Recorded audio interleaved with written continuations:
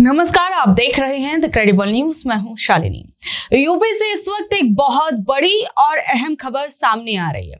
UP में चल रहे 4000 से ज्यादा गैर सहायता प्राप्त मदरसे अब सीधे जांच के दायरे में आ गए हैं और ये जांच कोई नॉर्मल विभाग नहीं बल्कि यूपी की आतंकवाद निरोधक दस्ता यानी एटीएस करने जा रही है। इस फैसले के खिलाफ मदरसा प्रबंधन समिति और टीचर्स एसोसिएशन ने पूरी ताकत झोंक दी थी। मामला इलाहाबाद हाई कोर्ट तक पहुंच गया था और सरकार के इस आदेश पर रोक लगाने की मांग की गई थी। लेकिन अब हाई कोर्ट से मदरसा संगठनों को एक बहुत बड़ा झटका लगा। अदालत ने इस मामले में दखल देने से साफ इनकार कर दिया है। इसका सीधा सा मतलब है कि अब यूपी के इन 4000 से ज्यादा मदरसों की जो फंडिंग है उसकी जांच की जाएगी। इलाहाबाद हाई कोर्ट के न्यायमूर्ति नीरज तिवारी और न्यायमूर्ति विवेक शरण की बेंच ने मदरसा प्रबंधन समिति और टीचर्स एसोसिएशन की उस याचिका को सिरे से खारिज कर दिया जिसमें सरकार के दिसंबर के आदेश को चुनौती दी गई थी। याचिकाकर्ताओं का अदालत में यह तर्क था कि उनके संस्थानों को बेवजह परेशान करने की कोशिश की जा रही है और उन्होंने कोर्ट को बताया कि इससे पहले भी लगभग इन्हीं आरोपों के आधार पर 2 बार जांच की जा चुकी है और उन जांचों में उनके खिलाफ कुछ भी गलत नहीं मिला था। मदरसों संगठनों का कहना था कि बार बार इन्वेस्टिगेशन कराना सिर्फ और सिर्फ प्रताड़ित करने जैसा है, इसलिए इस नई एटीएस जांच पर तुरंत रोक लगाई जानी चाहिए। अब सवाल उठता है कि सरकार ने इस पर क्या जवाब दिया। राज्य सरकार की तरफ से अपर महाधिवक्ता मनीष गोयल ने अदालत के सामने सरकार का पक्ष रखा और उन्होंने कहा कि ये इन्वेस्टिगेशन किसी एक या 2 मदरसे के खिलाफ नहीं बल्कि पूरे राज्य के 4000 से अधिक संस्थानों के खिलाफ है जिनके बारे में कुछ विशेष इनपुट मिले हैं। बहरहाल मंदिरों में हो रही चंदा चोरी का कोई इनपुट सरकार के किसी संस्थान को बड़ा मामला बनने से पहले नहीं मिला। बहरहाल सरकार ने कोर्ट को भरोसा दिलाया है कि ये कोई दंडात्मक या जबरन की जाने वाली कार्रवाई नहीं होगी, किसी को डराया या धमकाया नहीं जाएगा। मदरसों को पूरा मौका दिया जाएगा कि वो अपनी बात रखें और अपने जो भी फाइनेंशियल डॉक्यूमेंट्स हैं उसकी जांच जो है वो कराएं और सारी चीजें टीम के सामने रखें। सरकार के इस दलील को सुनने के बाद हाई कोर्ट ने भी सहमति जताई। अदालत ने अपने फैसले में कहा कि मामले के हालातों को देखते हुए इस फैसले को जबरन की जाने वाली कार्रवाई नहीं माना जा सकता, इसलिए अदालत इस याचिका पर विचार नहीं करेगी। हालांकि कोर्ट ने यह भी साफ किया कि अगर मदरसे जांच समिति के सामने अपना कोई साफ जवाब नहीं दे पाए यानी अपना कोई एक्सप्लेनेशन नहीं दे पाते हैं कि ये पैसा कहां से आया है, कैसे आया है, तो कमेटी को उस पर गंभीरता से विचार करना होगा। सबसे बड़ा सवाल यह भी है कि आखिर देश की इतनी बड़ी सुरक्षा एजेंसी एटीएस को इस जांच में क्यों लगाया गया। तो देखिए, ये कहा जा रहा है कि जांच एजेंसियों को ऐसी खबरें मिली थी कि यूपी के कई इलाकों में बिना किसी ठोस वित्तीय दस्तावेज या आय के वैध स्रोतों के बहुत बड़े पैमाने पर मदरसों और उनके भवनों का निर्माण किया जा रहा है। इनपुट्स में यह भी अंदेशा जताया गया कि इन गैर सहायता प्राप्त मदरसों को विदेशों से बड़ी मात्रा में चंदा या फंडिंग मिल रही है क्योंकि ये मदरसे सरकार से कोई आर्थिक मदद नहीं लेते हैं, इसलिए उनके पास जो पैसे आ रहे हैं उसका सोर्स क्या है, ये पैसा कहां से आ रहा है और किस काम में इस्तेमाल हो रहा है, इसकी गहराई से पड़ताल करना देश की आंतरिक सुरक्षा के लिए बेहद जरूरी बताया जा रहा है। यही कारण है कि अब एटीएस इन जो मदरसों के अंदर जो भी पैसा आ रहा है उसका हिसाब किताब खंगालेगी। इलाहाबाद हाई कोर्ट के इस फैसले के बाद ऑल इंडिया मुस्लिम जमात के राष्ट्रीय अध्यक्ष मौलाना शहाबुद्दीन रजवी बरेलवी ने एक बयान दिया।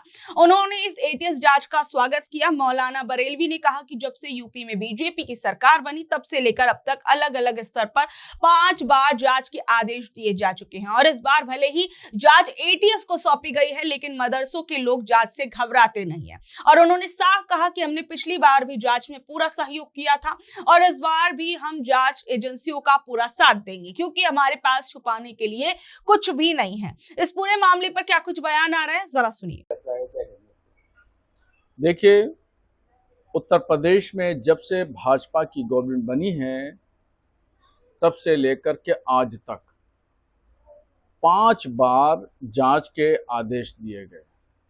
5वीं बार जो जांच का आदेश दिया गया वो एसआईटी के लिए दिया गया कि एसआईटी जो है मदरसों की जांच करेगी। उस पर मदारिस अरबिया एसोसिएशन के लोग इलाहाबाद हाई कोर्ट गए और इलाहाबाद हाई कोर्ट ने एक राह निकाल दी कि जांच एसआईटी कर सकती है।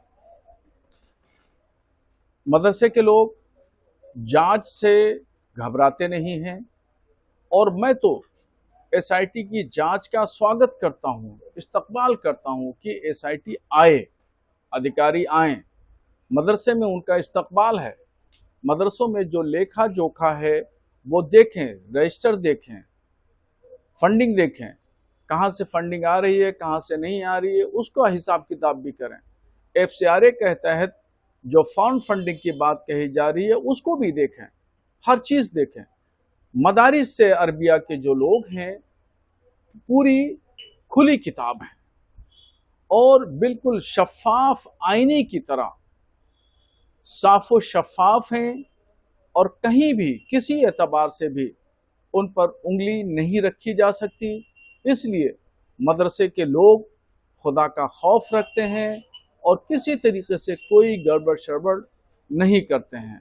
हम हुकूमत के इस फैसले का और दूसरी तरफ इलाहाबाद हाई कोर्ट के फैसले का हम स्वागत करते हैं और इस्तकबाल करने के लिए हम तैयार हैं। तमाम मदारिस के लोगों ने पिछली जो जांचें हुई उसमें भी सहयोग किया और इस बार भी हम सहयोग करेंगे। जहां यूपी के अंदर मदरसों को लेकर एक बड़ी खबर सामने आई थी, वहीं उत्तराखंड से भी मदरसों को लेकर एक और बड़ी खबर सामने आ रही है कि यहां पर अब कोई भी मदरसा मनमर्जी से धार्मिक शिक्षा नहीं दे पाएगा।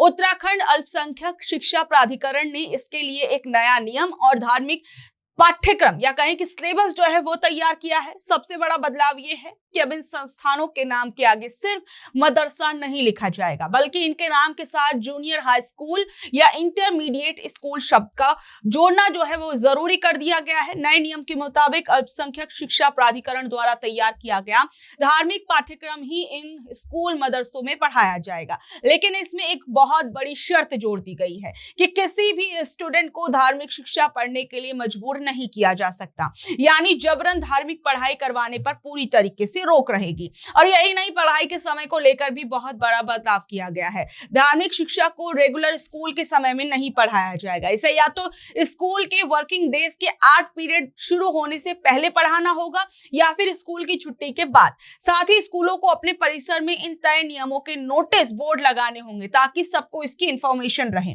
प्राधिकरण की टीमें समय समय पर स्कूलों पर जाकर जो है वो वेरिफिकेशन करेंगे कि ऐसा हो रहा है, नहीं हो रहा है। और अगर कोई स्कूल या मदरसा धार्मिक शिक्षा देना चाहता है तो उसे इसके लिए एक अलग से रजिस्ट्रेशन कराना होगा। इसके लिए सरकार ने एक तय फीस भी रखी हुई है। 8वीं क्लास तक के संस्थानों के लिए ये फीस जो है वो 5,000 रुपए है, जबकि 12वीं तक के संस्थानों के लिए 7500 रुपए का शुल्क जो है वो तय किया गया। आपको बता दें कि इस व्यवस्था के शुरू होते ही प्राधिकरण को धार्मिक शिक्षा शुरू करने के लिए 20 आवेदन मिले हैं, लेकिन अब जिस तरीके से उत्तराखंड या यूपी के अंदर मदरसों को लेकर ये खबरें सामने आ रही, इसे लेकर कई और बयान सामने आ रहे हैं, जरा उन्हें सुनिए। उत्तराखंड के मदरसों की मान्यता रद्द कर दी गई, इसको किस नाम से? उत्तराखंड में जो मदरसा बोर्ड ख़त्म किया है ये एक नहायत ही अफसोसनाक और काबिल मजम्मत कदम है, क्योंकि मदरसा बोर्ड बनाया ही इसलिए गया था जिससे कि जो स्टेट में उत्तराखंड में मदरसे हैं वो इस मदरसा बोर्ड के तहत उनको ऑपरेट किया जाए। और जाहिर सी बात है मदरसा बोर्ड ही इन मदरसों की एजुकेशन और तालीम, वहाँ का सिलेबस, वहाँ के एग्ज़ामिनेशन सब कंडक्ट करता था। और एकदम से मदरसा बोर्ड को ख़त्म किया जाना नहायत ही अफसोसनाक है और उससे जाहिर सी बात है तमाम मदारिस के वजूद पर बड़ा क्वेश्चन मार्क लग गया है। और ऐसा नहीं कि सिर्फ मुसलमानों ही के अपने मजहबी एजुकेशनल इंस्टीट्यूशंस चल रहे हों, जितने भी मज़ाहिब हैं सबके अपने एजुकेशनल इंस्टीट्यूशंस हैं। लेकिन अफसोस की बात यह है कि जब भी हमला होता है तो सिर्फ मुसलमानों के ही इंस्टीट्यूशंस पर हमले होते हैं। लिहाजा इस तरीक़े का कदम जो उत्तराखंड में उठाया गया है इसकी हम लोग सख्त अल्फाज में मजम्मत करते हैं और हुकूमत को चाहिए कि अपने इस फ़ैसले पर नज़रसानी करें। मदरसे को कैसे करिए नए नियम लागू, उसको क्या है? देखिए, मेरे ख्याल से बिल्कुल गलत है। जिस तरीके से उत्तराखंड में मदरसों को लेके कानून बन रहे हैं और सारे पुराने नियमों को ताक पे रखा जा रहा है। अगर मदरसे को पूरी तरीके से मदरसा बोर्ड को ख़त्म कर रहे हैं तो शिशु मंदिर क्या है? शिशु मंदिर में भी धर्म की शिक्षा दी जाती है, मदरसे में भी धर्म की शिक्षा दी जाती है। डुअल निगाह से, दोहरे रवैये से, दोहरी निगाह से देखना बिल्कुल गलत है कि आप मदरसे को तो आप बंद कर दीजिए, मदरसा बोर्ड को तो ख़त्म कर दीजिए और आप शिशु मंदिर के लिए कुछ ना कहिए। मेरे ख्याल से ये बिल्कुल गलत है। उत्तराखंड सरकार इसके अंदर जो रोल प्ले कर रही है, मैं ऑल इंडिया शिया पसला बोर्ड की जानिब से भरपूर तरीके से इसकी मुखालिफत करता हूँ। तो बहरहाल आप लोग इस खबर पर क्या कुछ कहेंगे, नीचे दे कमेंट बॉक्स में अपनी राय जरूर बताइएगा और ऐसी अपडेट से जुड़े रहने के लिए देखते रहिए द क्रेडिबल न्यूज। मैं हूं शालिनी, धन्यवाद।